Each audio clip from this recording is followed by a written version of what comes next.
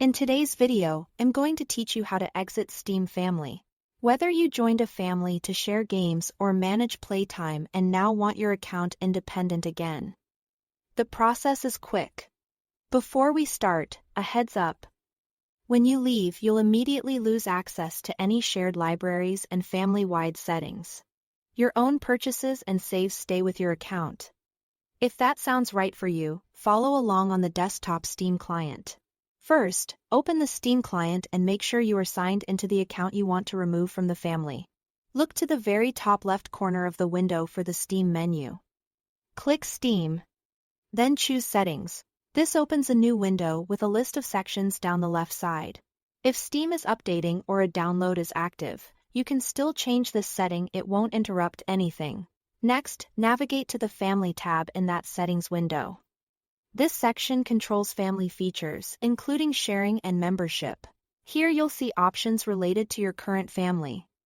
Click the button labeled Manage Your Steam Family. Steam will open a management view that lists the family you are part of, the members and controls for each account. Give the page a moment to load if it doesn't appear right away. A quick retry usually does the trick.